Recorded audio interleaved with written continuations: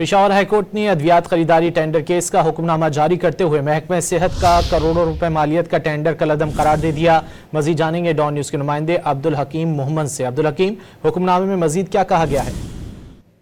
یہ بالکل 25 مارچ کو فیصلہ دیا گیا تھا اور جو ادویات کی خریداری کے لیے ٹینڈر سرکاری سطح پر کیا گیا تھا اس کے منسوخ کر دیا گیا اور اسے پشاور ہائی کورٹ کے افراد نے آج حکمنامہ جاری کر دیا۔ اس حکمنامے کے مطابق جو عدالت ہے ان نے ٹینڈر کو مخصوص طبقے کو فائدہ پہنچانے کی جو منظم کوشش قرار دی ہے۔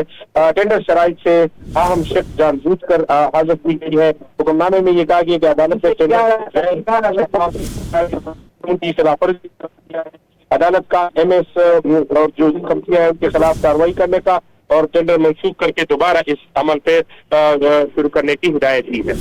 بہت شکریہ عبدالحکیم محمد ان تفصیلات کے لیے۔